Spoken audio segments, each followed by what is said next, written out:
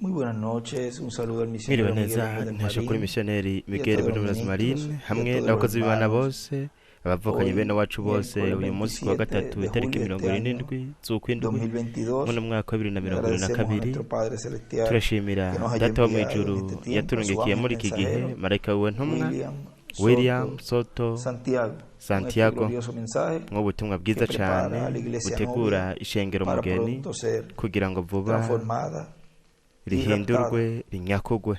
Nos dice turabwirwa en el libro de mu Hebreos, gitabo capítulo c'abaheburayo mu gice c'icenda verso 1 en adelante, murongo wa mbere dice: ukabandanya haravuga ngo ahora bien, aún el primer no pacto ku isezerano tenía rya mbere ordenanzas de naryo culto ryarimwo y un ibirongoro santuario by'ubuherezi rifise terrenal, n'ahera porque el ariko ho muri tabernáculo iyi estaba si dispuesto así. kuko hari En la ihema primera parte, ryiteguwe llamada el lugar ryo santo, hino harimo estaban igitereko el kw'amatara candelabro, la mesa y los n'ameza panes de la n'imitsima de la y'ibiterekerwa y'ama kuri yo proposición. iyo Tras el yitwa segundo ahera velo estaba la kandi hirya parte y'igihuzu ca del kabiri gikinze tabernáculo hari llamada el ihema lugar ryitwa santísimo, ahera el cane cual tenía un harimo incensario igicana de co oro kosereza ku y el mibavu arca del pacto cakozwe mu cubierta de izahabu oro por todas harimwo n'isanduku partes, y'isezerano yometse en la que kw'izahabu estaba impande una zose urna de oro irimwo que urwavya contenía el rw'izahabu maná, rurimwo la vara manu de Aarón que irimwo na ya reverdeció nkoni y ya las aroni tablas yashurika del na pacto, vya bisate y vy'amabuye sobre vyanditse ella ku los isezerano querubines de gloria que kandi cubrían hejuru el yayo propiciatorio, hari de abakerubi las cuales b'ubwiza buteye cosas igitutu no se umutemere wo puede ahora hablar guhongerako en detalle. ivyo Y ntidushobora así kubidonda dispuestas kimwe estas kimwe cosas, nonaha en la nuko primera ivyo parte del vyateguwe bityo tabernáculo abaherezi na entran ntaryo los sacerdotes bama binjira mu continuamente ihema para ryo cumplir hino los kugira ngo oficios del bashitse culto. Pero en ivy'ubuherezi la segunda parte, ariko mu rya solo el kabiri sumo sacerdote hinjiramwo una vez al umuherezi año, mukuru wenyene no sin rimwe sangre, la gusa cual uko ofrece umwaka por sí utashe mismo y ariko por los ntiyinjiramwo pecados de atajanye amaraso yo ignorancia del pueblo, kwitangirira dando no el Espíritu Santo a gutangirira entender ubuzimuzimu con esto bw'abantu que aún no se había nkemu manifestado el yaramenyekanisha camino atyo al yuko lugar inzira ija santísimo, ahera cane itari entre tanto que bwerekanwe la primera ihema parte rya del mbere tabernáculo rikiriho. estuviese en pie. Y en el libro de citas, no mu gitabo c'imirongo en la página ku rupapuro 140, rw'ijana na párrafo 12, mirongo ine agace ka 52, 1252 nos dice el reverendo William Revera Branham, William Branham aratubwira ngo precursor de la integuza segunda venida del yo Señor, kuza kwa kabiri con el k'umwami espíritu afise ministerial de impwemu Elías, n'ubukozi bwa en Eliya su cuarta mu manifestación, nos kugaragara kwa dice: kane aratubwira ngo noten, ellos se murabe quejaron del bo camino baridogeye provisto de inzira Dios, imana yari fue la razón que yaciye nico murieron. gituma bapfuye Ahora, de cerca, rero no pierda estas últimas pocas ntimuhombe uno observaciones. mwihwezo Ellos se uno quejaron. mwihwezo wa nyuma Lo bo que hizo que baridoze murieran en el icatumye desierto. bapfira mu Ellos se bugaragwa quejaron del camino baridoze provisto de Dios bidogera inzira imana por un yaciye mensaje de un hombre, kubw'ubutumwa un profeta, bw'umuntu una umuvugishwa dirección de un hombre. uburongozi Díganme bw'umuntu cuándo Dios alguna vez nimumbwire puso un grupo namba para hari igihe guiar. imana yoba Ustedes yarigeze no gukoresha umugwi encontrarán en kugira la ngo Biblia irongore abantu un hombre. mwe La ntimuzigera mubibona palabra muri vino a bibiliya Moisés. umuntu ijambo Coré, ryaje kuri mose todos nosotros sabemos que él kora se twebwe quejó twese y turazi dijo que yuko Dios era yidoze injusto por avuga hacer ko una imana cosa como itagororotse esa, mu gukora de ikintu usar nk'ico solo un hombre con el mu mensaje. kuba Y yarakoresheje recuerden umuntu umwe ustedes, akaba ari wazana Judas ubutumwa habla kandi lo mismo de mwibuke los postreros días. yuda Eso avuga es ivyo correcto. nyene mu minsi Ellos ya nyuma ivyo ni perecieron vy'ukuri en la bobo contradicción de Coré. barahoneye También mu sabemos lo bugaraji que le bwa pasó a kora Coré turazi y los n'ivyabaye kuri demás que se kora quejaron de la hamwe n'abandi palabra de Dios bidogeye ijambo y la ry'imana sabiduría de Dios hamwe de esa n'ubwenge dirección de bw'imana un hombre. bw'uburongozi Cada uno de bw'umuntu ellos umwe wese muri pereció. bo yarahonye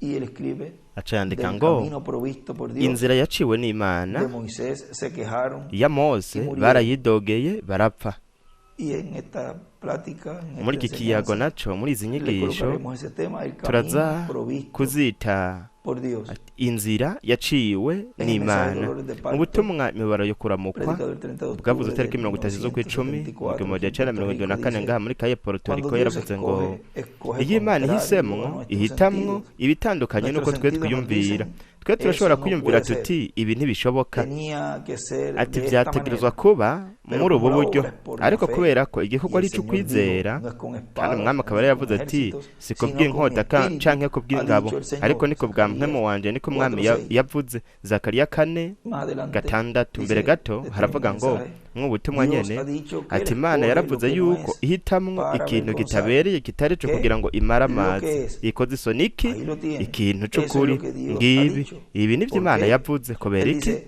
kuko yaravuze ngo kugira ngo ntihagire umuntu n'umwe yiheshe icubahiro imbere yanjye, kuko buri gihe uko abantu biyumvira ni uko iyo Imana ikoze ikintu biciye muri bo bakaba bazi uko kuntu gikorwa, ni uko baravuga bati ni byiza, ati nateruza gukora ibi muri ubu buryo kuko ibi bintu nari ndabize. Ariko iyo Imana mu by'ukuri yigaragaje mu buryo buciye bugufi, hanyuma ukabona Imana iriko irakora, ni uko wewe uteruza kubona yuko atari umuntu ahubwo ko ari Imana. Kandi wewe uravye umuntu uravuga uti ni byiza, mbega igitangaza gikomeye cyane kuba biciye muri runaka atakintu na kimwe amaze, Imana ikaba iriko irakora bino bintu bikomeye cyane. Murabona Imana niyo ikora, nuko icubahiro kigahabwa Imana. Turabwirwa mu butumwa Yosuwa umunyentambara umugwanyi akomeye ku rupapuro rwa 14 muri kino gitabo haravuga ngo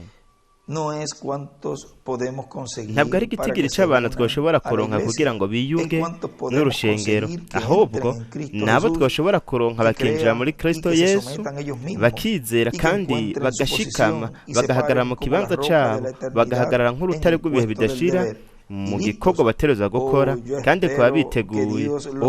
Nditeze yuko Imana mwese ibahagarika ngaha muri iri joro, kandi bemerere kumenya ico gukora muri kano kanyobeza, muri no crise turi i Kadeshi Barnea. Kandi mwibuke yuko Kadeshi Barnea ari intebe y'urubanza.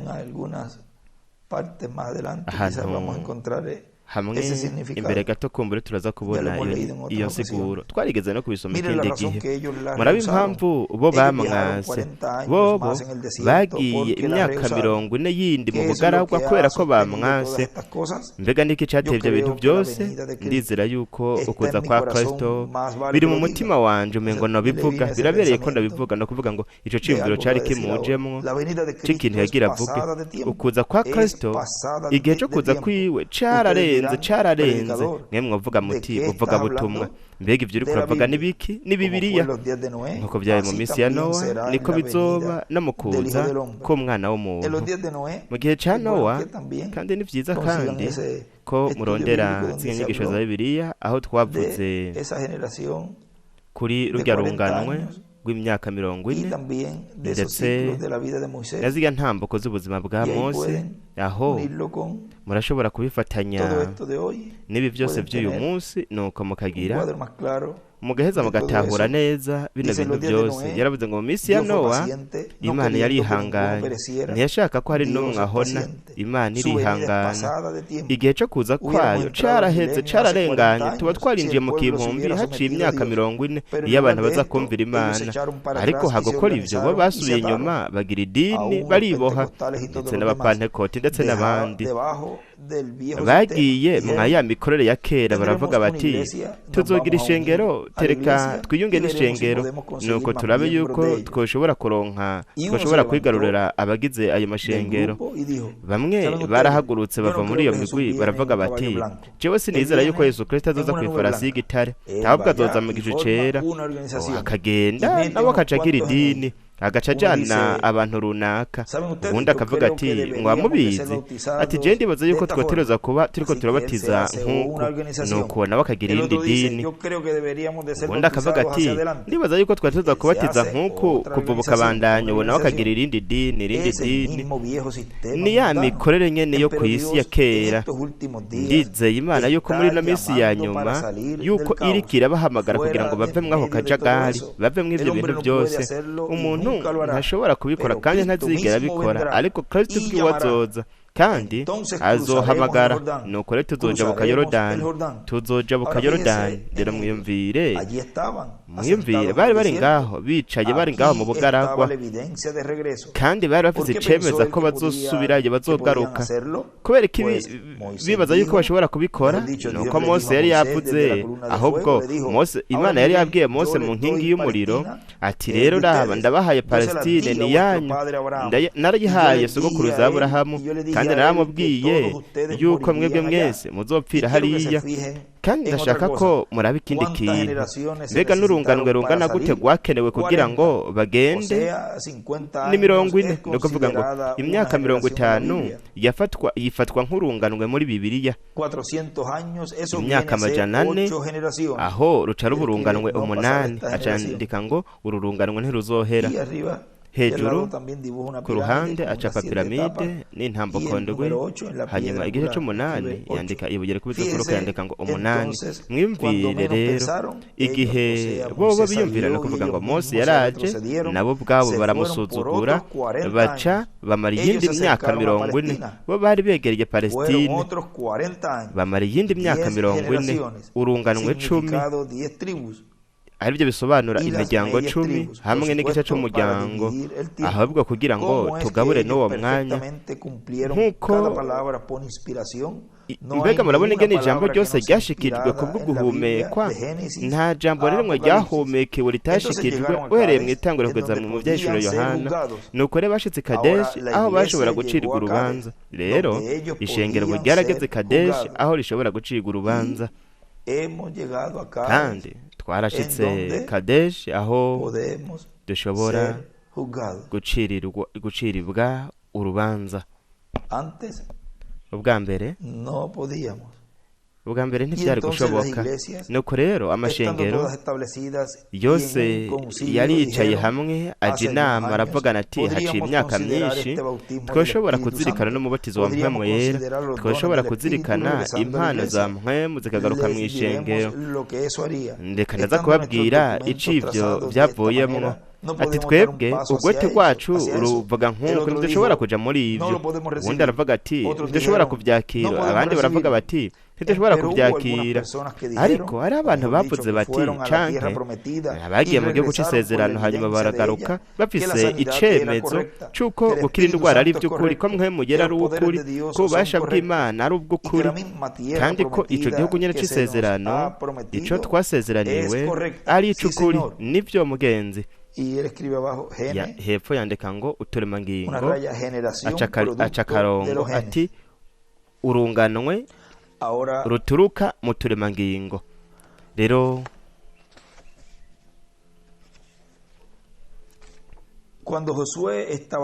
igihe Yosuwa yari hariya ariko arazunguruka ngaho inyuma yuko bari bamaze kujabuka Yorodani, nuko yaciye atangura kujya ku vyimburwa byo muri ico gihugu. Ndashobora kwiyumvira Yosuwa muri iki gitondo yamaze kugira rino yerekwa rikomeye cyane ry'umwami, akamubwira ati nzobana nawe nk'uko nabanye na Mose, nzobana nawe.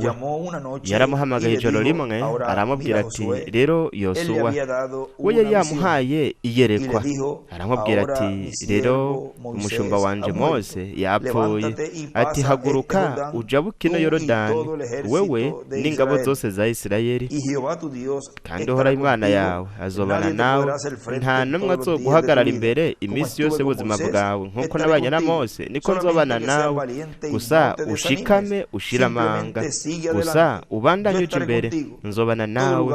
Ahantu hose muzohonyuza ikirenge hazoba ahanyu. Kandi ibyo bitwibutsa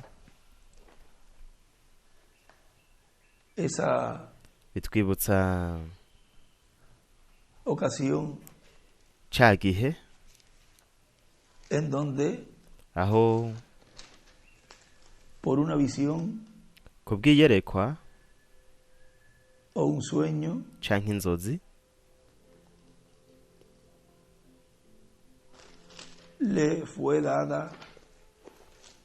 yabahaye ukwizera, ni ukuvuga nk'uko William yavyanditse ngaha. Nico gituma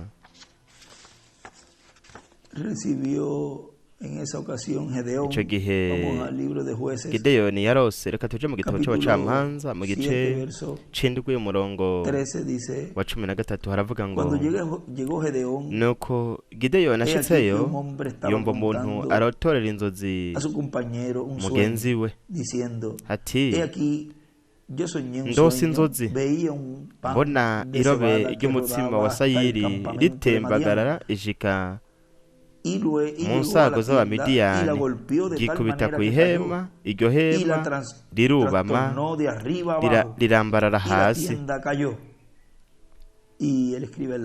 Ku ruhande yandika ngo umutsima bingana inkota,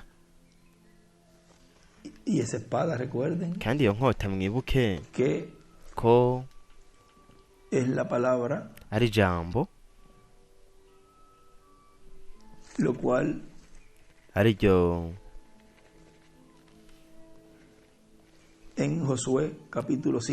muri Yosuwa igice cya 5 turabona murongo wa 13. Maze Yosuwa ari hafi y'Yeriko ageze ngo arunamura amaso abona umuntu imbere yiwe yasokoye inkota ayifashe mu ntoke. Yosuwa aramwegera amubaza ati, mbega uruje ku ruhande rwacu canke ku rw'abansi bacu? Aramwishura ati, kaye, ariko ikinzanye ubu nuko ndi mugabisha w'ingabo z'Uhoraho. Maze Yosuwa arapfukama arunama amuha icubahiro, aramubaza ati, mugenzi, jewe umusavyi wawe, none ico ugomba kumbarira niki? Nuko mugabisha w'ingabo z'Uhoraho yishura Yosuwa ati, kura inkweto mu birenge vyawe, kuko aho hantu hagaze arahera. Nuko Yosuwa abigenza atyo. Kandi rero mwumve ingene ngaha uyu mutsima yawushushanije, canke William ngaho yanditse ko uwo mutsima ushushanya ino nkota. Ningene uyu mutsima ngaha ico gihe mwizi nzozi yavuze ko wagiye wikubita kuri izo nsango, kuri urwo rusago, uhereye hepfo, uhereye hejuru kugeza hasi. Mugenzi we ku murongo wa 14, mugenzi we aramwishura ati, nta kindi, iyo ni inkota ya Gideyoni mwene Yowasi ubwo mu Isirayeli. Imana yagabuye abamidiyani n'ingabo zabo zose mu maboko yiwe. Nuko Gideyoni yumvise izo nzozi nuko zisobanuwe, ashima Imana, asubira mu nsago z'Abisirayeli, arababwira ati, nimukure hasi kuko Uhoraho agabuye ingabo z'abamidiyani mu maboko yanyu. William yandika hejuru ngo insiguro y'inzozi yahaye ingufu Gideyoni, imuha no kwizera ko kugira ngo aronke intsinzi. Ibi nivyo vyabaye hariya ca gihe ubwo aha twariko turasoma havuga ngo yaramuhamagaye mw'ijoro rimwe. Duhera inyuma gato kugira ngo tubisubiremo. Rero igihe Yosuwa yari hariya ariko arazunguruka ngaho hantu bamaze kuja mu Yorodani, nuko yaciye atangura kujya ku vyamwa byo mw'ico gihugu. Ndashobora kwiyumvira Yosuwa mwa kano gatondo nyuma yo kugira iyerekwa rikomeye cyane ry'umwami, akamubwira ati, nzobana nawe nk'uko nabanye na Mose, nzobana nawe. Yaramuhamagaye mw'ijoro rimwe. Kandi ivyo nanje ivyo byarambaye ko narahamagawe mw'ijoro rimwe. Yaramuhamagaye mw'ijoro rimwe aramubwira ati, rero Yosuwa, we yari yamuhaye iyerekwa, aramubwira ati, rero umushumba wanje Mose yapfuye, ati, haguruka ujabuke ino Yorodani wewe n'ingabo zose za Isirayeli, kandi Uhoraho Imana yawe azobana nawe, nta n'umwe azoguhagarara imbere mu minsi yose y'ubuzima bwawe. Nk'uko nabanye na Mose niko nzobana nawe, gusa ushikame ushira amanga, gusa ubandanye uca imbere, nzobana nawe. Ahantu hose muzohonyoza ikirenge hazoba hanyu. Amakanda ahantu hose bahonyora byasigura ko baba bahigaruriye. Muvukanye iby'ishengero bikenewe uyu munsi ni ukongera rigahonyora ngaha muri kino gihugu.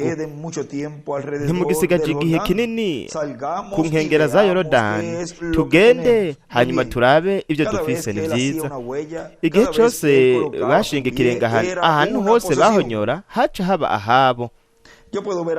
Ndashobora kubona Yosuwa amaze kugira iryo yerekwa, akamubwira ati, niwegeranye Isirayeli yose rero ubegeranirize ku nkengera za Yorodani, nimwiyeze mumesure impuzu zanyu, hanyuma muze ku nkombe za Yorodani mu gatondo, ndaza kubereka ubwiza bw'Imana. Amen. Murabona habaye iki gihe nyuma yuko bari bamaze gukwiza ibi bintu byose bisabwa kugira ngo babone ubwiza bw'Imana.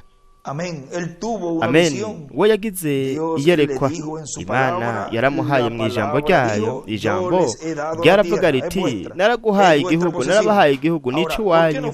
Nene kubera iki watagiye hariya bakore y'Abanyafilisitiya hamwe n'abandi? Je navuga ntego, namwe nyene rero mutegerezwa kugira ico mukoze.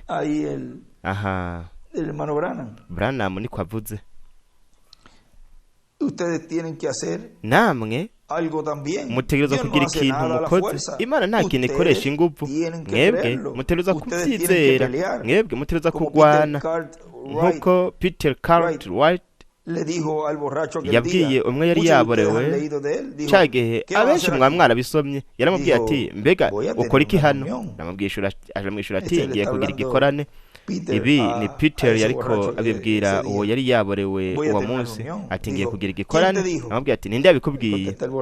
Uwo yari yaborewe nawe ati n'umwami. Aramubwira ati, utegerezwa kubanza kunkubita. Aramubwira ati, ni byiza, ntabwo aribyo ntegerezwa gukora. Ati ni sawa. Acakura ikoti aramukubita, amusimbirako, aramukubita mu maso, aramukubita. Aramubwira ati, ntegereza kugwana, namba ntegereza kuganza. Ati, nyongereza ingufu mwami. Yakubise uwo mutipe, aramukubita, aramwambika ibara. Hanyuma aramubwira ati, nturatsindwa? Ati, natsinzwe. Aca mu mukono, hanyuma caramureka. Icyo nicyo dukeneye gukora. Umuntu ategerezwa kurwana, atari kurwanisha ingufu, ahubwo ni ukugwanisha ububasha bw'Imana, intahe y'Imana. Uko niko umuntu anesha, ntibiciye mu maraso y'umwagazi w'intama amwe n'intahe yiwe. Bwira Sekibi ko atagifise umugozi n'umwe yakobohesheje. Yaraguteje ino ndwara, ariko Kristo yarankijije, yarabinsezeraniye. Rero murabe, yaravuze ngo nzobanungikira ikimenyetso, hazoba inkingi y'umuriro izobarongora mu nzira yose. Mwebwe mugikurikire gusa. Iyo nkingi y'umuriro izobajana. Ibyo ni by'ukuri. Kandi bo bashitse ngaho, hanyuma ni ukuvuga ngo bashitse hariya kuri Yorodani, uwo mengo inkingi y'umuriro yari yahindutse umuntu. Yarababwiye ati, ni jewe mugabisha w'ingabo z'umwami. Ibi nibyo twasomye mwa cyacanizwe cyo muri Yosuwa. Aravuga ati, ko twashitse ngaha rero no gukomeza tukaja imbere. Rero icyo gihugu cyose cyari imbere yabo, bose barabasoda gusa. Rero umugabisha w'ingabo z'umwami nawe nyene yari umusoda, yari umusirikare. Nuko rero yaramubwiye ati, Yosuwa, ntutinye, nta n'umwe azoshobora kuguhagarara imbere iminsi yose y'ubuzima bwawe. Mwami, niko Yosuwa yavuze. Ati, reka rero turabe ingene icyo gihugu kimeze. Nuko yaciye arungika abatasi, bo baragiye. Rahabu indaya araheza arabanyegeza ijoro ryose. Kandi murabe ikindi kintu, ndashaka ko murabe ikindi kintu. Murabe ibyabaye igihe bo bari hariya mu nzu ya Rahabu indaya. Rahabu indaya yarabanyegeje, abashira mu gisenge ahantu mu biti, aca asohorera abo bantu mu irembo. Yaciye agaruka arababwira ati, murabe rero mwiyumvire ingene Imana ikora ibintu. Bobo bari kujana iryo jambo ryo gukomeza Yosuwa. Yarababwiye ati, igihugu cyose kiriko kirajugumira ku bwanyu. Yarababwiye ati, twarumvise iby'Uhoraho yabakoreye. Amen. Ibyo bintu biranezereye. Mugire ikibazo, Imana irafise igihe ciza cyo kuza muri kazoza. Igihugu cyose cabatinye mukumva yuko Uhoraho yakamije ikiyaga gitukura, arabemerera kujabuka, yahonye ingabo zose za Farawo, abagaburira mani mu bugaragwa, amanika inzoka y'umuringa nk'impongano. Ibyo byose yabikoze ku bwanyu. Kandi narumvise ingene mwahoneje Ogi hamwe n'abandi bami. Narumvise ingene bose mwabahoneje burundu. Twebwe ibyo tubyumvise rero, nuko mukamuje mwerekeza iyo turi, turatinya, ntitwongera kugira ishaka. Igihe bagaruka, igihe basubira inyuma, ibyo bakabibwira Yosuwa, ndashobora kwiyumvira azunguriza inkota hejuru mu kirere, akavuga ati, Imana ishimwe, yo iri imbere yacu. Amen. Mbega niki cyatumye batinya? Ndakuvuga ngo bantu hariya abatasi bari bagiye. Niki cyatumye badendebukirwa kandi bari abantu bakomeye? Mbega ni biki? Baravuga bati twari nk'inziga iruhande rwabo. Mbega ni gute bashoboye kugira ubwoba? Bo bari binyegeje inyuma y'ibihome binini cyane, bafise amacumu, amabuye n'ibindi. Baraturenga cyane, igitigiri cyabo cyari cyinshi, barabamiliyaride n'amamiliyaridi. Nuko kandi bose bari bunze ubumwe. Kubera iki batashoboye kwirukana uwo mugwi? Abo bantu baciye bugufi atanico bamaze, bari bazanye amakanya kugira ngo abe ariyo bagwanisha, ndetse ntibari n'abasirikare s'abasoda gusa, n'abantu bariko baragenda bambaye ivyo birata bishaje, s'abanyentambara s'abasoda, ahabwa n'abantu bibera mu mahema. Haleluya! None kubera ko tutabishoboye, bahagaze hariya ku nkengera bariko baravuza urwamo badusuzugura. No kubera ko tutatoye ibigwanishwa ngo tugende tukubagwanya, ni kuvuga ngo abo mw'ico gihugu mu by'ukuri nta kintu na kimwe cyari kiri mu mitima yabo. Kubera iki? Kuko Imana yari yavuze ngo nzorunga iki gitinyiro canje imbere yanyu. Ngiki rero ati nzorunga iki gitinyiro canje kuko mwe muri abantu banje, mwebwe muri abantu bafise isezerano, muri abantu bafise isezerano. Nabahamagaye, narabatoranije, nabashize mu mubiri kandi mwarakebwe. Rero mwebwe murabizera, mukomeze imbere, ndi kumwe namwe, byose n'ibyo wanyu. Rero ibi tubigereranye uyu munsi, ingene Palestine yari iya Isirayeli, aho niho yaba, murabibona, aho niho Isirayeli yari ibaye yaba. Uyu mubiri ni uwawe, ni ikibanza ubayemwo. Imana irashaka ko uwugira, ariko Sekibi yarinjiye kanseri, igituntu, indwara. Mwe muravuga muti nzomwirukana, nzokora iki na kiriya, nzokora iki niki. Ariko wabuze ikintu kimwe, hariho ikintu cyabaye. Ino nkingi y'umuriro yaraje hagati muri twebwe, umugabisha w'ingabo z'Uhoraho, kandi buri dayimoni yose yaboshe abantu muri iri joro yishwe n'ubwoba. Kubera iki? Iriko irajugumira.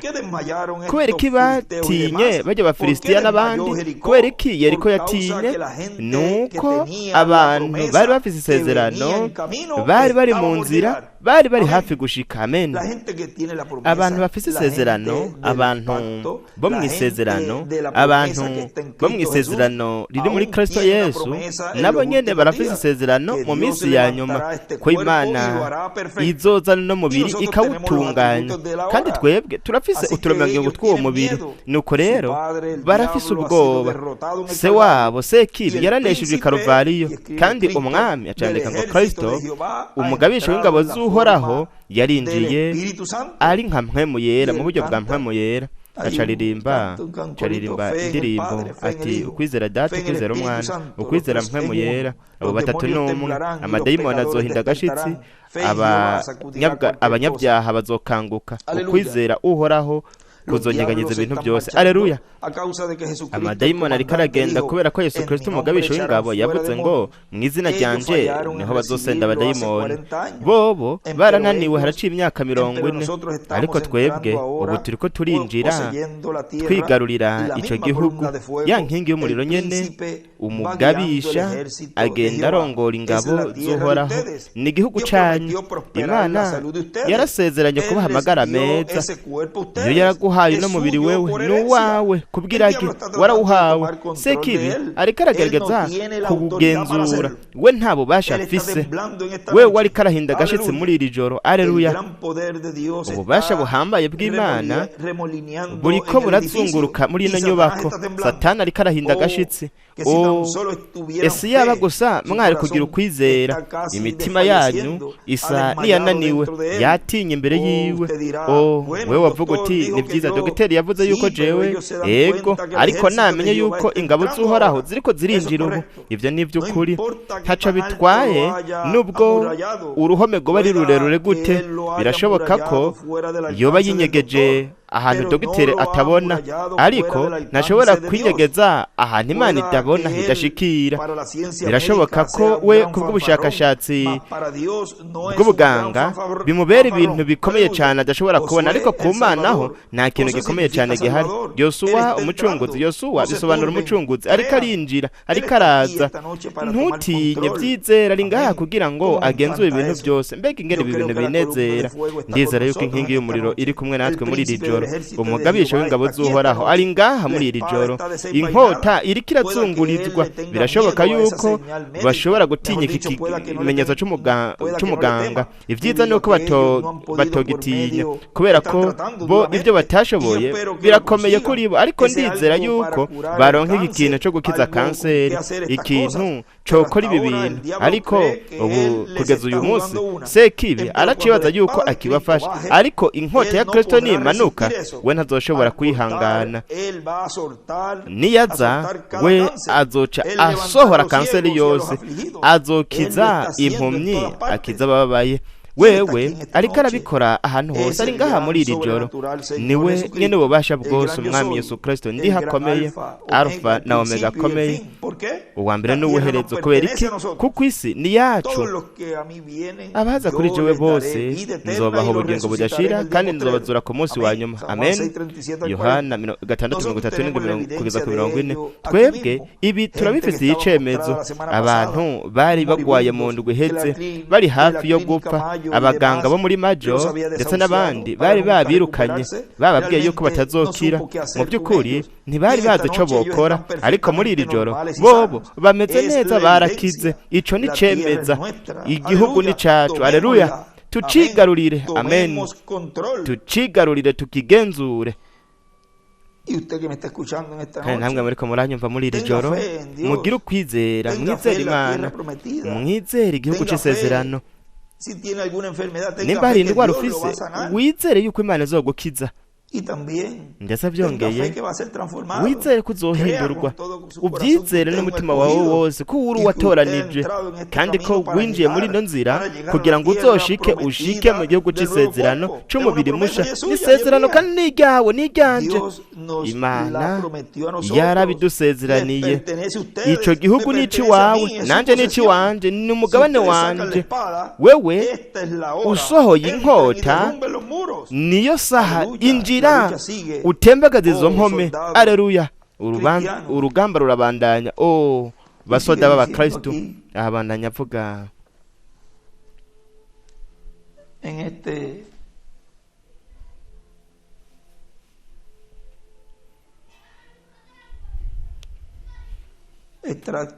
muri uno murongo mu butumwa igihe cyo gutandukana kugira ngo turonke isezerano, bwavuzwe itariki ya mbere y'uko 12 mu 1964. Yaravuze ngo ku ruhande rumwe bizoba bibabaje, kuko namba ibyo bintu byo dukorako nuko ibyo bigafata ubugingo bwacu, nuko rero tuzobabara cyane.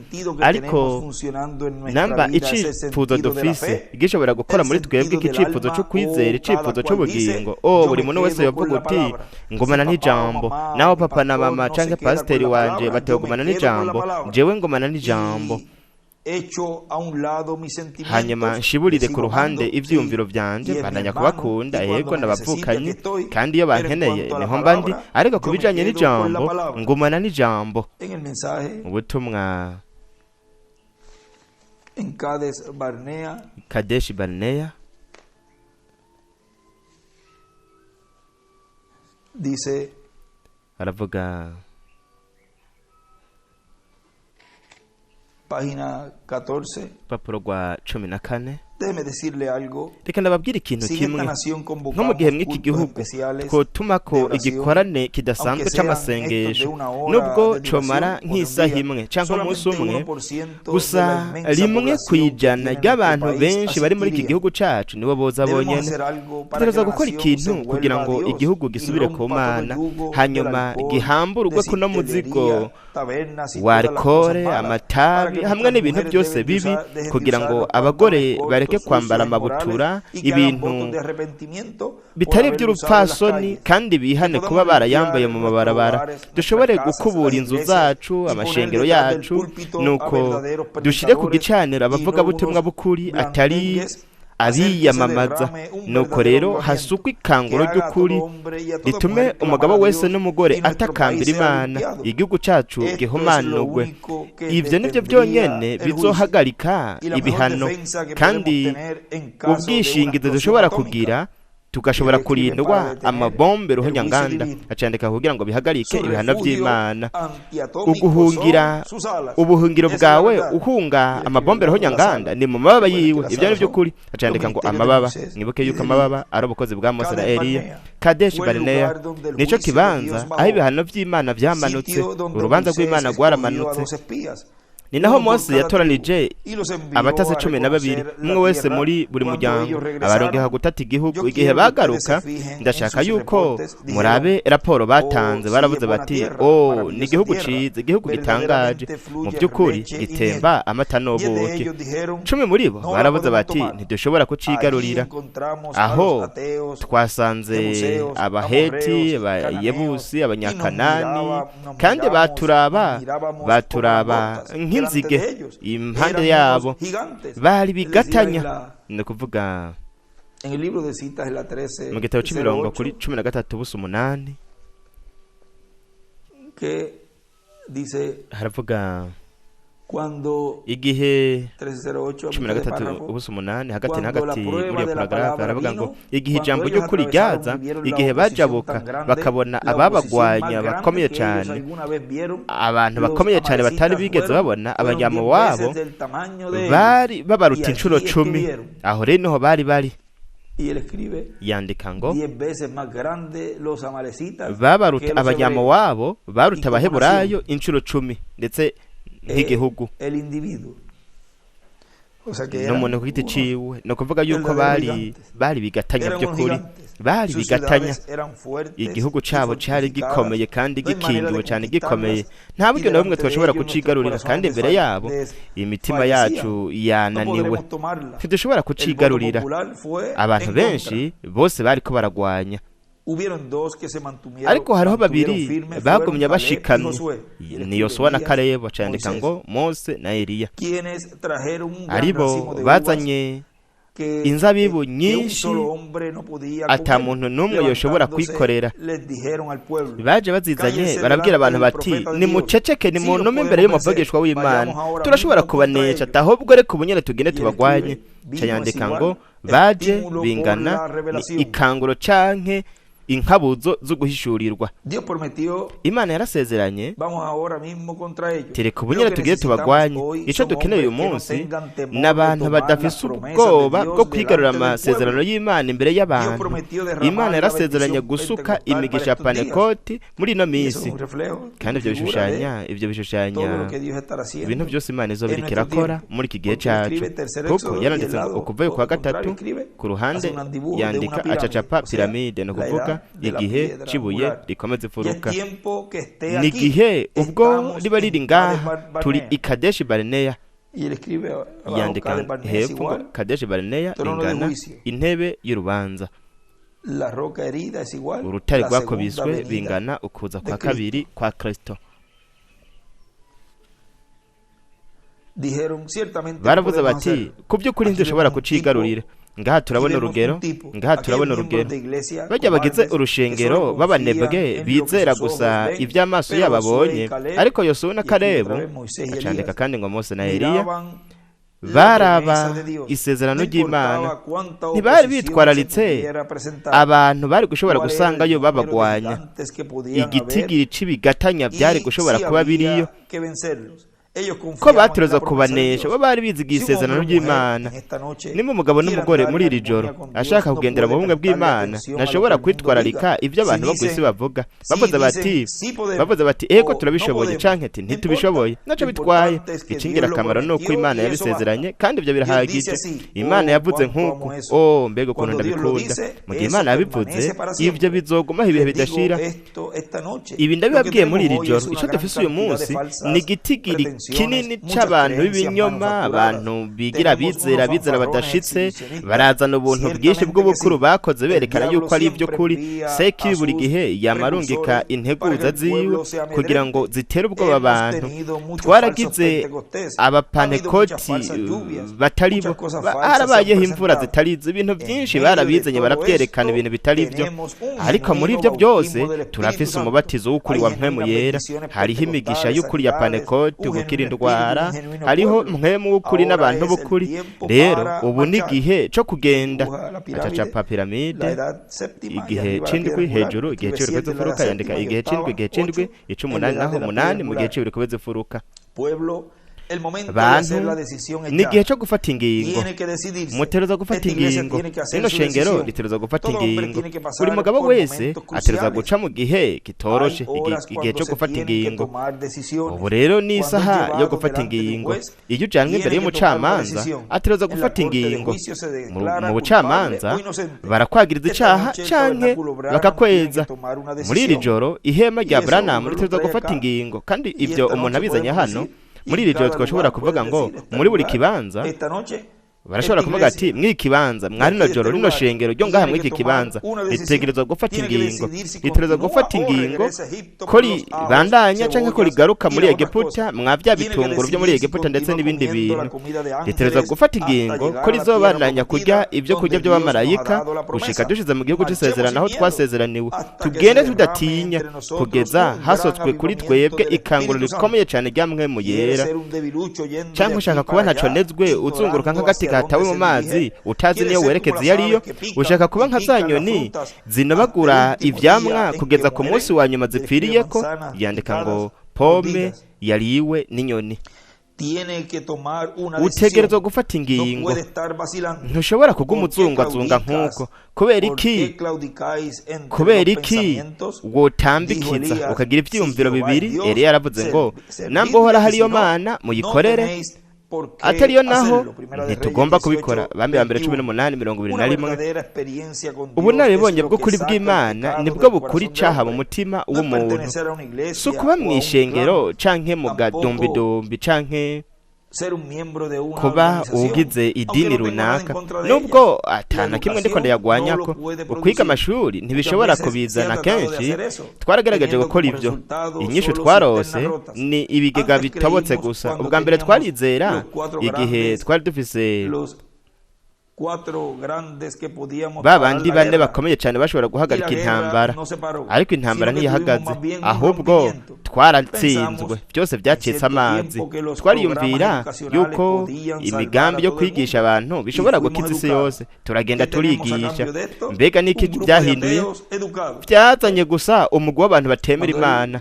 Urabona igihe aciye gato aho twabisomye aho yanditse ko Imana itatumye cya gihe igihe yabwiye abigishwa ati nimugende mwubake amashure, amabiblioteki, ibitaro, abatumye kuvuga ubutumwa bwiza. Handi hantu haravuga aho sindahafise hafi ikintu yuko ibyo arakaga ibintu abantu bizaniye, kuko bakoresha izo nyigisho nyene ubwo bwenge bize mu ishuri, hari nabwo bwazanwe na Sekibi. Kuko ibyo byose abantu bigisha byo mw'isi, ibyo byose bigisha byo ngaha kw'isi, byose nivyiwe. Bunako ubumenyi hamwe n'inyigisho ari umugambi w'Imana uhwanye n'igihe umuntu yemerewe kubamwo. Izo nizo nyigisho z'ukuri, nizo nyigisho Imana ishaka ko abana bayo biga.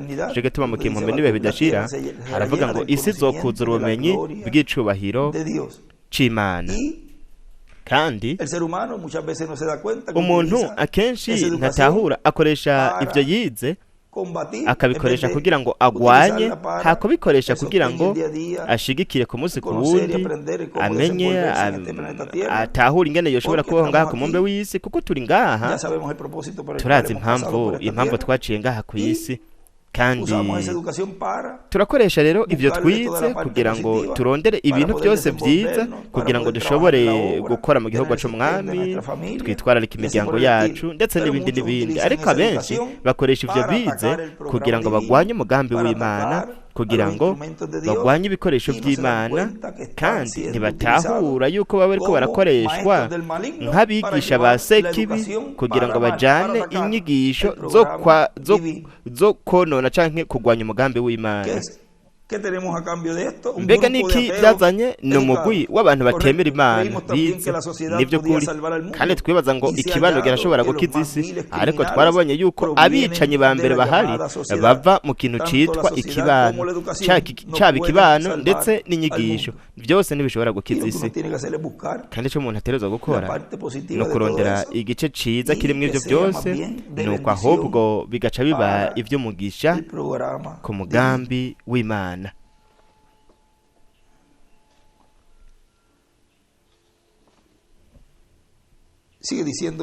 banavuga hepfo gato muri buri butumwa nyene Kadeshi Barnea ndi ku rupapuro rwa 16 muturaza gufata ingingo.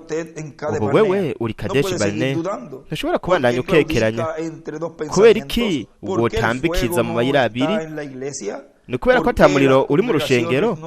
Ni uko urushengero rutuzuye? Ni uko hatakira ibimenyetso n'utwumizi bitangaza hagati muri twebwe? Ntutikosa kuri pasiteri, ni wewe. Mu bantu, muri aba bantu hari abantu bavanze, bamwe baja ngaha abandi bakaja hariya ko barazungeta. Hepfo haravuga ngo umwe wese muri twebwe azokwibarizwa ibyaha byiwe, kandi tuzovyishura ku munsi w'urubanza. Turi i Kadeshi Barnea. Mwibuke yuko abatoranijwe batazocirwa urubanza. Uri watoranijwe. Twaramaze kubona ingene mutagatifu Pawulo igihe kimwe imbere gato twabonye aho Pawulo avuga ko uri watoranijwe, nuko rero utegerezwa gutunganya ibyo byose, bitagenze uko bizoca mu muriro. Ni ukuvuga ngo umuriro niwo uzopima ico gikorwa, ariko uri watoranije uzobabara, ntuzozimira, ahubwo uzoca mu bigeragezo runaka. Ariko hariho igihe ubwo mu buringanire bwa gatandatu muri paradizo, Revera William Branham yeretswe ko hazoza urubanza ko bari hariya, ndetse byongeye hazoza n'urubanza ko bari ngaha. Ni ukuvuga ngo iyo tuvuze yuko ishengero ritazoca mu rubanza, tuba turiko tuvuga urubanza rw'intebe yera, ariko tuzoca muri ino ntambuko nk'uko bizoba biriko biraba hariya, nk'uko bizoba biriko biraba hariya mu buringanire bwa gatandatu, no ngaha bizoba uko nyene, kandi byose bizoba mu buryo buciye bugufi.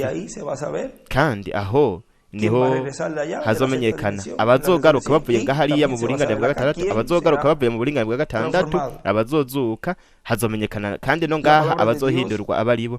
Ijambo ry'Imana riratubwira yuko dushobora kuronka ikanguro, ndetse kandi ijambo ry'Imana riravuga yuko azoza muri no minsi ya nyuma agakora ibitangaza no twumiza. Yaramaze kubikora. Twese turi ngaha, icyo dushobora gukora ni ukwiyunga kugira ngo hatangwe iryo kanguro. Mbega niki dutegerezwa gukora? No gufata ingingo.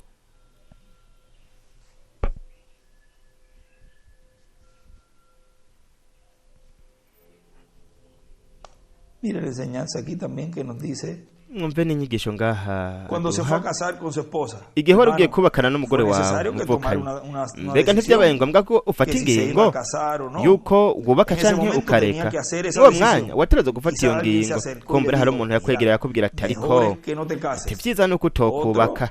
Uwundi yarakwegereye arakubwira ati niko ni vyiza ko wokubaka.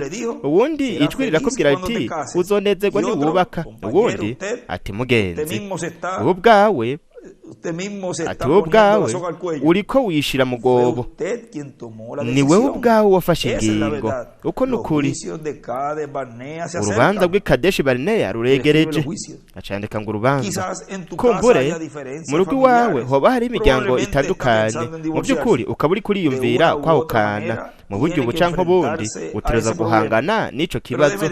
Ariko reka ndakubwira iki muvukanye muri iri joro, iciza we ushobora gukora ni ukuja ahari umugore wawe ari ukamugumbira, nuko mukunama imbere y'Imana mufukamye mugafata ingingo yo gukorera Yesu Kristo we wenyene gusa. Hanyuma uzobona ingene uku guhangayikishwa no kwahukana kuzonyika. Ntugerageze kuja ahari umwavoka kugira ngo abe ari wagukemurira ikibazo, ahubwo uvugane n'umucunguzi. Umwavoka arashobora kuguha impanuro, ariko umucunguzi we aragukiza. Umwavoka arashobora kukwigisha akoresheje psychology canke inyigisho za psychology. Igihe kimwe yaravuze, haraciye imyaka myinshi, yaravuze ngo psychology, philosophy, ibyo byose n'uburofa n'ubupfu. Ariko Yesu Kristo, azoguha ubuntu n'urukundo. Nyuma yaho uzobona ibizoba, kandi ibyo byose nubwo nabivuze n'ibintu we yavuze kuri ibyo byose, kuri izo nyigisho. Ntabwo ndiko ndagwanya abantu biga psychology n'ibyo bintu byose, ariko nababwira yuko ibyo byose iyo umuntu abishize mu murongo mwiza akabihuza n'igikorwa c'Imana ndetse no kugira ngo yitwararike umuryango wiwe, umuntu arabikuramwo inyungu.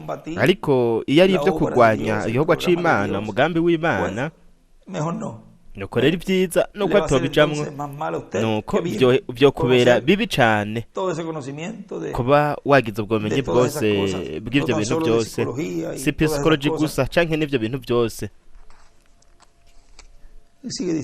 Bananyavuga ngaha kugira ntidusome byinshi, ariko ibi byose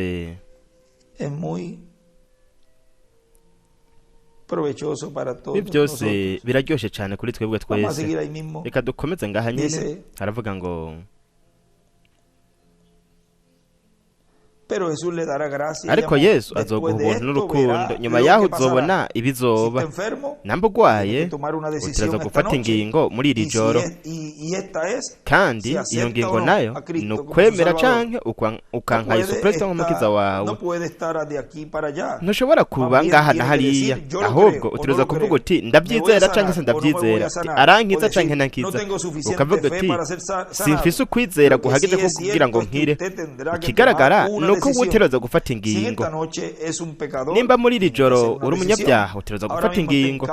Ubu nyene uri Kadeshi Barnea, ubu uri mu kibanza ahabera urubanza. Mbega niki cashushanya zigambizi n'amashengero? Yandika ngo urubanza mu nzu y'Imana. Bibiliya iravuga ati urubanza ruhera mu nzu y'Imana. Uko niko Yesu yabivuze. Kano kanya turi mu nzu y'Imana. Kubw'ibyo rero utegerezwa gufata ingingo. Niba Kristo aje wamutera ibitugu, umunyabyaha wese ngaha ategerezwa gufata ingingo ubu nyene. Imbere yo gusohoka, bagabo n'abagore, ni byiza yuko mwoza imbere canke bitagenze uko naho mukagira akaga kurusha uko mwinjiye. Ntimubi ibicucu mw'iri joro, mutegerezwa gufata ingingo. Ibi nivyo byari biri mu mutima wanje, ariko ubu biri mu biganza vyanyu. Iyo bimaze kuvugwa, ibyo biba byamaze kuba umwitwarariko w'umuntu. Mutegerezwa gufata ingingo. Kumbure hoba harabaye igihe kinini uri ubugize urushengero, canke woba waragize igihe ufise ubumenyi bwo kumenya Imana. Kumbure hari ikindi kintu ushaka gukorera Imana. Mwibuke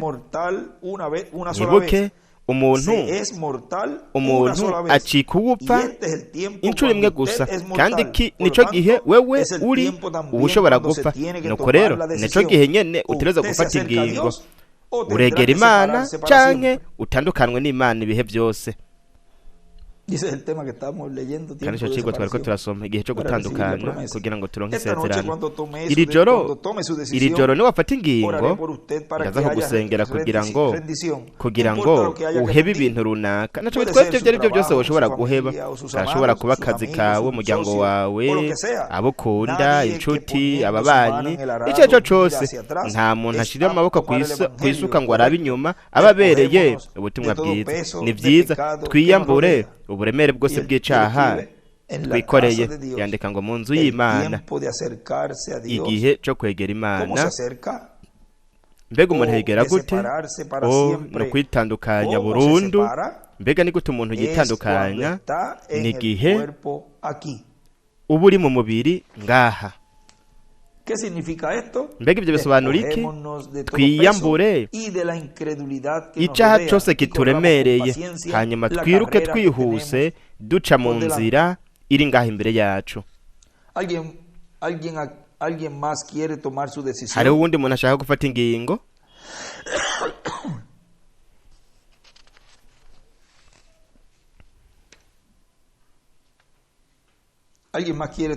Hari uwundi ashaka gufata ingingo? Ndiko nsoma imbere gato. Hari uwundi muntu ashaka gufata ingingo?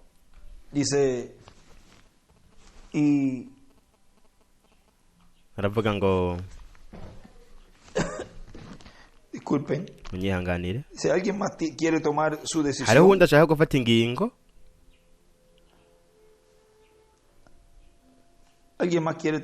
Hari uwundi ashaka gufata ingingo?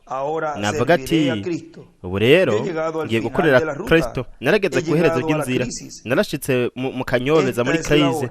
Isaha niyi ndi Kadeshi Barnea, Imana iriko yinjira mu mutima wanje. Mbega ndashobora kubicamwo nkanesha, ndashobora kureka inshuti zanje, nkareka abagenzi banje bo ku isi, ndashobora kujabuka hakurya nkinjira mu gihugu c'isezerano ndi kumwe n'Imana. Nzoba Kalebu canke Yosuwa bo muri iki gihe kigezweho. Mbega nange nzoba Kalebu canke Yosuwa mu bitabo vy'Imana. Mbega bizoshoboka yuko rino joro nohunga nk'umuntu afise ubwoba?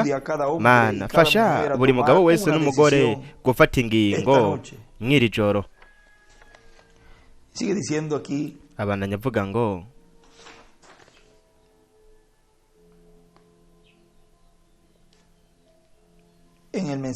ubutumwa igihe cyo gutandukana kugira ngo turonke isezerano. Hano nagejeje haravuga ngo iyo niyo nyifato ya hariya ku bana b'Imana bose barose ivy'Imana yari yabasezeraniye, kandi iyizama ariyo nyifato y'abizera bo kuri. Ni igihe cyo gutandukanwa kugira ngo turonke isezerano ry'Imana ry'iki gihe, ari wa mwuzuro wa mpemu yera. Igihe tuzobona ivyo bibaye, tumenye yuko Imana yari yabidishuriye mu ijambo ryayo. Kandi mwibuke ko abarenga 500 bari bahari mwaca igihe umwami yaduga. Abenshi baritandukanye n'urya mugwi muto. 120 gusa nibo bagumye bashikamye mu ijambo. 380 n'abarenga bavuye mu ijambo, ntibashatse kuzuza ibisabwa ukuntu bari babayeho. Kandi umwe wese yashatse gusigura ijambo nk'uko ashatse, ariko Imana irafise uburyo bumwe bwo kugira ngo itubwire, itumenyeshe ijambo ryayo. No ku gace Urupapuro rw'122 agace ka 10:94 haravuga ngo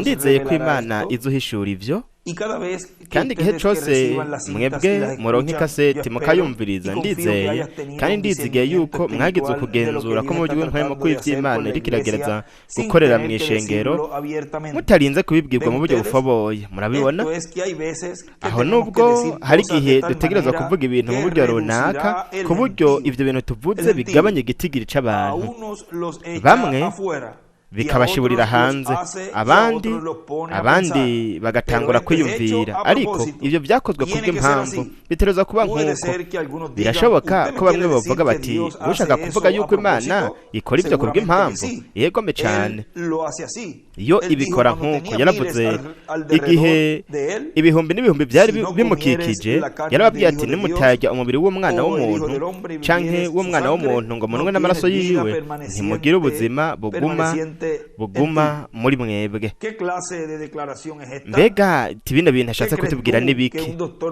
Mbega wiyumvira yuko umudokiteri canke umuganga canke umuntu w'umunyabwenge wiyumvira ko yari kwiyumvira iki kuri ibi bintu? Uyo muntu yarababwiye umuntu afise ubukozi nk'ubu ati kubera ko babwiye ngo nimurye inyama, ivyo n'ivy'ibikoko, ivyo kunywa amaraso y'umuntu, ivyo n'ivy'imizimu. Yandi majambo atashaka tubi ibikoko hamwe n'ibihu n'ibihume abantu bose baciye bigira baramuvako. Mwibuke ko Branham igihe kimwe yabwiye Billy, ndibaza yuko ibintu baba narabisomye mu nyigisho za Bibiliya, yabwiye Billy Billy, byose bimeze neza, ubutumwa ni sawa, igihe turimwo naco ni sawa, ibintu nk'ivyo, ati byose ni sawa, ariko ndabona yuko hari ikintu kitameze neza, nuko hari abantu benshi bariko bakurikira ubutumwa. Ivyo yabivuze, ivyo byavuzwe na Eliya wa kane, Reverend William Branham. Kandi mwiyumvira ingene we aho yariko aravuga ikintu na Yesu nawe nyene yari yaravuze, aho yavuze bino bintu ko abenshi bamuvuyeko, nuko aho hasigara abaterezwa gusigara gusa. Ivyo vyaranabaye mwa ya misi bari mu cumba co hejuru, aho mu bantu 500 havuyemwo umugwi. Ni ukuvuga ngo ivyo yariko aravuga ngaho ntiwibaza ngo vyaranezereye abo bagiye. Mu by'ukuri ivyo Petero yariko aravugaho, abenshi muri bo, haba kubw'ivyo yariko aravuga batizera canke ntibizera ivyo byose Petero yariko arazana, ko yabizana abihawe na hamwe mu w'Imana n'uburongozi bw'Imana, inyigisho Yesu yari yabwiye Petero zingene yokora ibintu. No kuvuga ngo hariho impamvu zitandukanye zatumye abo bose bagiye bari bafise impamvu zo kugira ngo bagende. No kuvuga ngo bari bafise impamvu zo kugenda. Ngaha rero iki gihe yatubwiye, ariko avuga nk'ibi bintu by'iki gihe, aho yavuga yuko utajya umubiri wanje ngo nungwa n'amaraso yanje atagira ubuzima buguma muri we. Banayavuga ngo kuko baravuga ati ibintu bivuzwe n'umuntu afise ubukozi nk'ubu, kuko yarababwiye ati nimurye umubiri, ivyo ni ivy'ibikoko, kunywa amaraso y'umuntu, ivyo ni ivy'ibihume. Mu yandi majambo ashaka ko tuba ibikoko n'ibihume. Abantu bose baciye bigira. Hariho abandi bantu bagumye nawe nka 70 abari batoranijwe. Arababwira ati mbega mweho mwiyumvira iki nimwabona umwana w'umuntu? Abo bo bari basigaye mwo bakeyi, mwabo 70 rero. Yaciye babwiye ikindi kintu cimbitse cyane, ati muziyumvira iki nimwabona umwana w'umuntu aduze asubiye yajava? Ivyo we ntiyabisiguye, namba ntiyigeze abisigura. Pawulo yabisiguye hanyuma, acandika ngo Yesu ntiyabisiguye, Pawulo yabisiguye hanyuma. Yarabivuze gusa. Murabona, yarabajije abakozi b'Imana ba minisitiri ati nimwabona umwana w'umuntu asubiye aho yahoze. Mu by'ukuri abo bantu baravuze bati rindira gato, ati twebwe twasangiye nawe, ati twararobanye, ati twararyamanye, ati turazi aho yavukiye, ndetse twaranabonye impetso yiwe. None gute uwo muntu?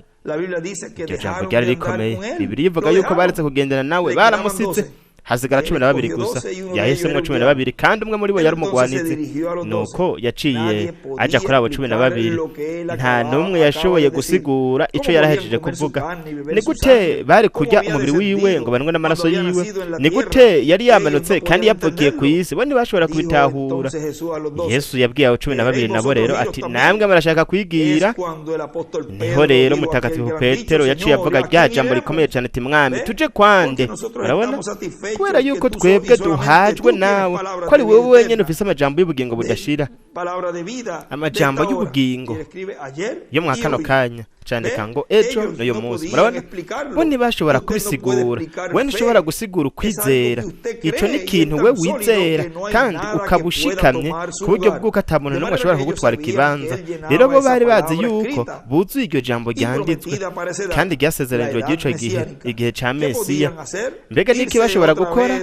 Ni ugusubira kandi mwari y'amashengero y'akazuyazi bagasubira iyo bari bavuye, tuje kwande. Murabona, turazi neza, turemera bemera yuko ari bufise amajambo y'ubugingo bo ntibashobora kubisigura ariko baravyizera. Murabona Yesu aravuga ati ibyo no kugira ngo agabanye abantu bamukurikira kugeza ashoboye kwegeranya umugwi. Muri abo bantu bose 11 nibo batahuye mu by'ukuri ko yariwe, bo bari bazi yuko ari Imana. Ikigo canje mu kano gatondo no kugira ngo mpishure canke nkure igitambara y'Imana. Yo buri gihe yamye yihisha inyuma y'igitambara muri buri gihe mu bihe byose, ariko yamye ari Imana nyene. Murabona ariko irihisha bo mw'isi ikihishurira abatoranijwe, abo yatoranije, nka ca gihe nka wa musi yihishurira intumwa. Yandika ngo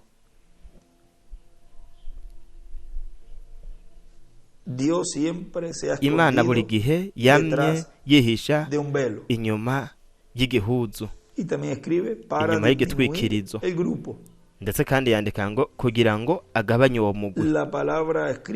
Ijambo ryanditswe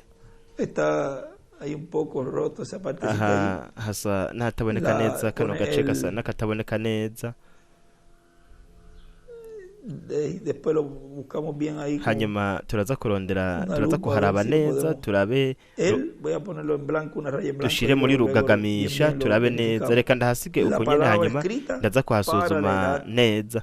Ijambo ryanditswe mu gihe ca Mesiya.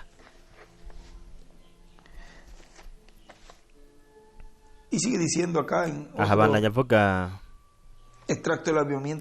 ubundi murongo ikanguro rya mpwemu yera, aravuga ngo turi mu ikanguro, ubwo tariki 18 z'ukwa gatatu 2026 turi mu ikanguro kugira ngo turabe icyo dutereza kuraba, kuko we ariko araza kugira ngo atujane, kandi mu kutujana atereza kwambara umubiri muri twebwe, kuko tudafise ijambo ntitwoja mu kunyakugwa. Kugira ngo tuje mu kunyakugwa dutereza kugira ijambo, ico gituma atereza kuza mu buryo bw'ijambo. Nuko rero turana yuko ari ikintu gikomeye cyane kandi c'ubwiza ikiriko kiraba, kandi igikomeye ni ikintu giciye bugufi. Byose biraciye bugufi.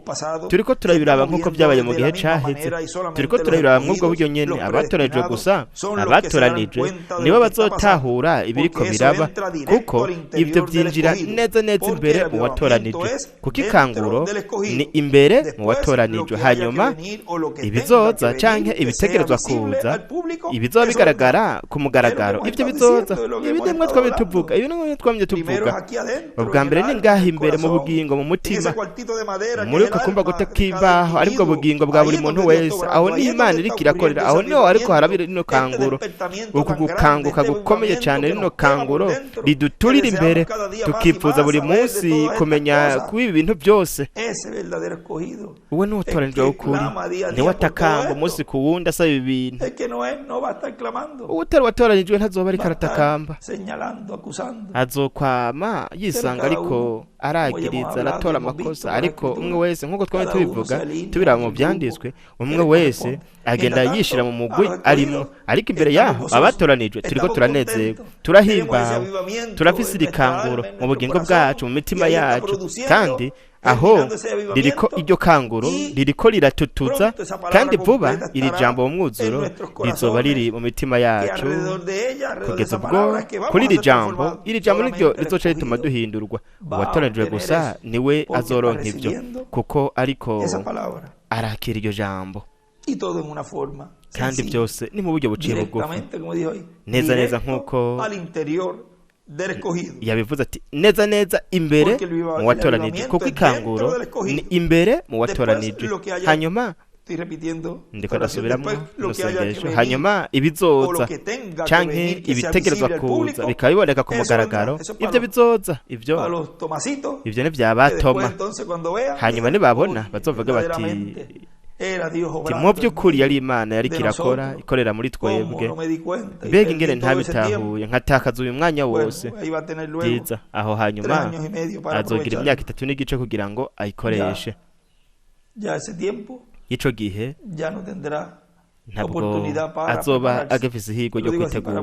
Mvuze nk'uko ngo ayikoresha, ahubwo azotereza guca mu bihano by'Imana bizogwa kurona mubumbe w'isi. Hariho igice aho yavuze ko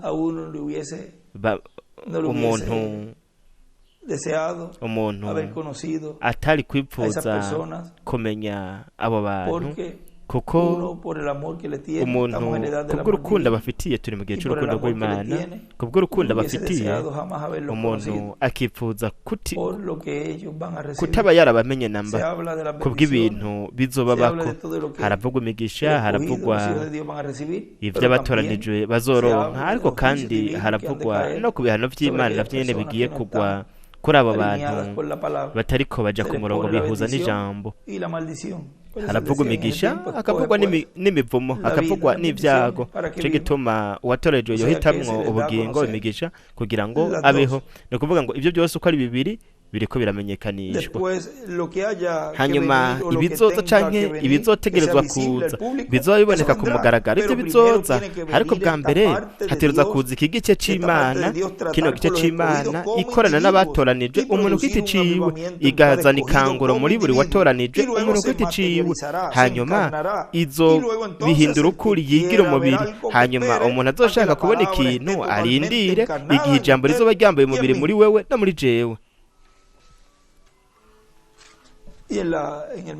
No mu butumwa Kristo n'ishengero ryiwe bagenda baranesha buri gihe bwavuzwe tariki 23 z'ukwindwi muri 2011. Haravuga ngo muri Santiago muri Chili, yaravuze ngo kimwe ni ukuvuga yuko wizeye amasezerano y'Imana, ikindi ni igihe hageze igihe cyo gushitswa kwayo, ukizera uburyo Imana iriko irakora kugira ngo ishitse ibyo yasezeranye. Aho niho rero vyerekanwa by'ukuri ko wizeye canke utizeye, kuko rimwe na rimwe hari abantu bavuga ko bizeye, ariko bitegerezwa kuba mu buryo bo babyizeye babyibaza, bitabaye nk'uko babyiyumvira ko ibyo bintu bitegereza kuba. Ntibizere kubera ko Imana idakoze nk'uko abantu biyumviriye, ahubwo kubera ko Imana ibikoze nk'uko yabyiyumviriye, yabitegekanije uhereye ku mvizi itararemwa. Hariho agace katubwira mu gitabo cy'ibihembwe by'ishengero, urupapuro rw'193, haravuga intumwa yo ku munsi wa nyuma izogaragara mu gihe cyategekanyijwe n'Imana. Rero nk'uko twese tubizi, ni igihe cy'iherezo, kuko Isirayeli iri mu gihugu cyayo. Rero umwanya uriho wose azoza nk'uko biri muri Maraki. Nitwamubona we azoba ariko yihuza n'ijambo, azokwerekana yerekane ibyahishuwe 10, kandi Imana izoshingira nawe abakozi bwiwe. Azovuga ukuri nk'uko Eliya yabikoze, kandi azoba yiteguriye agahinyuza ku musozi wa Siyoni. Abenshi bazomutahura nabi kuko bigishijwe ibyanditswe mu buryo runaka, kugeza ubwo bo bibaza yuko ari ukuri. Niyaza agwanya ibyo bintu, bobo ntibazokwizera. Ndetse n'abaminisitiri b'ukuri nabo nyine bazotahura nabi intumwa, kuko uko niko bamye bita ukuri kw'Imana bakakwita ububeshi. Aca yandika ngo abaminisitiri, abakozi b'Imana bamwe bazotahura nabi intumwa, ndetse yandika ngo agahinyuza ku musozi wa Siyoni. Kandi ibyo byarabaye uva mu gihugu mu kindi. Buri gihe bamye batahura nabi intumwa, abantu bamwe ni ukuvuga ngo bamwe bamye batahura intumwa nabi. Intumwa Imana yarungiza canke umurongozi Imana ibifise kugira ngo shitse isezerano mu gihe baba ariko barabamwa. Bananyavuga, ndiko ndasoma mw'ubutumwa, Imana ntihatirwa gukora ikintu nk'uko umuntu abyiyumvira canke yipfuza ko byokorwa. N'amamiliyoni y'ibiremwa abantu bangahe bahari, mbega yotereza kunezereza umwe wese, ariko umuntu wese atereza kwizera nk'uko Imana ikoze ibintu. Umuntu ntashobora guhindura uburyo Imana yiyumvira, nihoraho, kandi nta n'umwe yasabye impanuro. Mbega ninde yabaye umujyanama wayo? Ninde yagiye hakiri kare kugira ngo ahanure Imana? Nuko rero ibintu buvugishwa buravuga iby'Imana yiyumviriye yuko izokora, ubwo n'ubuvugishwa. Kandi nico gituma ko bwa mpwemu yera buratangwa biciye mu bavugishwa batandukanye, kandi Imana ntizopfa mu byo yavuze ko izokora. Urupapuro rw'189 naho nyene haratubwira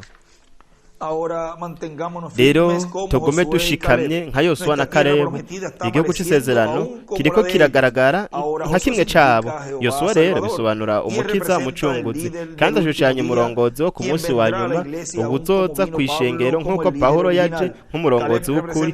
Kalebu ashushanya bajya bagumye bagororokeye Yosuwa. Mwibuke Imana yari yashize Isirayeli, yari yagize nk'inkumi neza ku ijambo, ariko bo bipfuza ikintu gitandukanye, nk'uko n'ishengero ryo ku munsi wa nyuma naryo rivyipfuza. Cyandika ngo mu kimpumbi c'indwi yandika ati igihugu c'isezerano.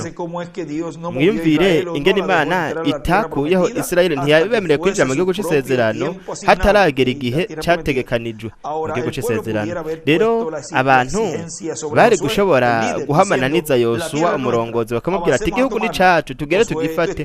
Yosuwa uri kurananirwa ati watakaje igikorwa cawe, igikorwa cakunaniye. Ati ntugifise ububasha nk'ubwo wari ufise ubwa mbere. Yandika ngo Eliya wa gatanu ububasha yari afise ubwa mbere. Yandika ngo Eliya wa kane ubwa mbere warumva Imana ukamenya ibyo Imana ishaka kandi wavuga neza. Hari ikintu kitagenda neza, ariko Yosuwa yari umuvugishwa, yarungitswe n'Imana kandi yari azi amasezerano y'Imana, kandi niyo yizigira. Yari yizigiye ko azoronka ingingo ntabanduka y'Imana. Hageze igihe cyo kugenda, Imana yashize uburongozi neza mu maboko ya Yosuwa, kuko niwe yari yasigaranye ijambo. Imana yashobora kwizigira Yosuwa, ariko ntiyizigira abandi. Uko niko bizokwisubiramwo kuri uno munsi wa nyuma. Ico kibazo nyene ndetse nayo mananiza nyene baravuga ngaha mu butumwa bwitwa ngo Kristo n'ishengero ryiwe. Cyo gituma byongeye hariho iyerekwa igihema nini Karpa Katedrale, kandi Imana ntizopfa mu gushitswa kuri sezerano. Imana ntabwo izoza gukora ikindi kintu, ariko Imana izoza kugira ngo ihumeke, ikoresha ibiremwa abantu kugira ngo bubake rino hema nini Karpa Katedrale. Ariko kuzoba ari gusozerwa canke ukuzoka iciyumviro c'Imana cyatanzwe mu iyerekwa rya Revera William Branham. Yaramweretse ngaho igice gisozera c'ishengero ry'umwami Yesu Kristo ku munsi wa nyuma, igihe hazoza gupyondwa kukaza ku ishengero ry'umwami Yesu Kristo.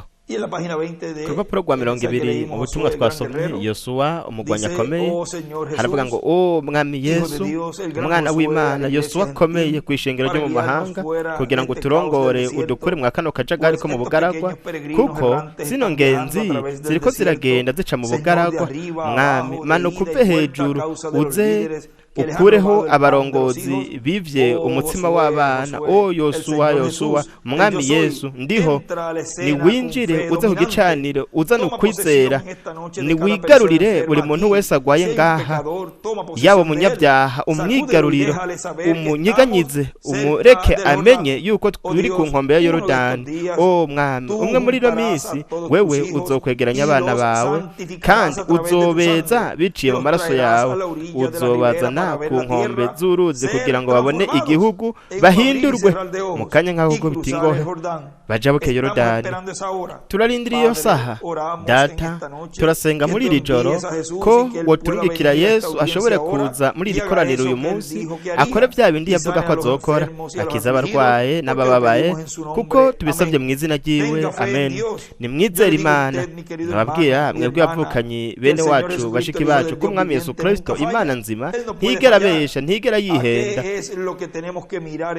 Niwe dutegerezwa guhanga amaso muri iri joro. Turafise umurongozi mw'iri joro, ni Yosuwa wa kabiri.